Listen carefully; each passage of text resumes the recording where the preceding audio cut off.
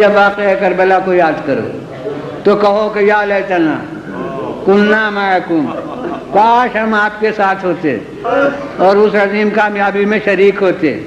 اور میں کہتا ہوں کہ اسی میں ہمارے گریے کا پس منظر ہے۔ ہمیں معلوم ہے کہ اس گریے کے خلاف طرح طرح کے منطقی سوالات پیش ہوتے ہیں، کچھ شاعرانہ لباس میں، کچھ منطقیانہ لباس میں، کچھ نفسیاتی لباس میں۔ تو انہی میں سے ایک ہے کہ یہ رونا تو بزدلی ہوتا ہے۔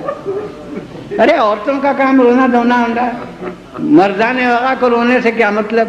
لہذا یہ رونا بزدلی ہے۔ میں کہتا ہوں کہ ذرا سمجھ کے بات کہیے، کسی معرکے میں ہو کر رونا بزدلی ہے، مگر کسی معرکے میں شرکت پر نہ رونا، کسی میں شریک نہ ہونے پر رونا، یہ عین شجاعت ہے۔ بخدا ہم کربلا کے میدان میں ہوتے تو روتے نہ ہوتے۔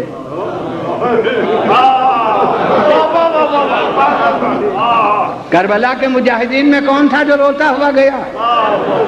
کیا ابو ہریرہ ہمدانی روتے ہوئے گئے؟ کیا مسلم ابن اوسجہ روتے ہوئے گئے؟ کیا حبیب ابن مظاہر روتے ہوئے گئے؟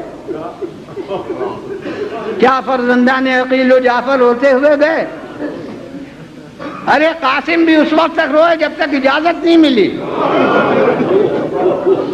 اور جب اجازت جہاد مل گئی تو پھر روتے ہوئے نہیں گئے۔ کیا عباس روتے ہوئے گئے؟ کیا علی اکبر روتے ہوئے گئے؟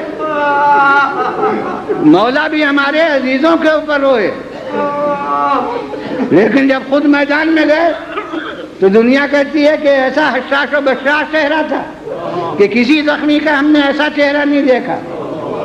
تبری کے مورخ نے لکھا ہے کہ میں نے کسی کو نہیں دیکھا جس کے عزیز مارے جا چکے ہوں اور وہ حسین سے زیادہ مطمئن اور بشاش نظر آتا ہو۔ کلما اشتد الوقت اشرق وجه الحسین، جتنا سخت وقت ہوتا تھا مولا کا چہرہ دمکتا جاتا تھا۔ تو کربلا میں کون روتا ہوا گیا؟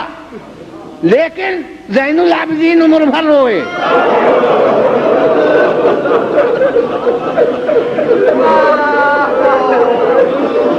اب آپ سمجھے ہمارے رونے کا مطلب؟ اب آپ اس گریے کی حقیقت سمجھے؟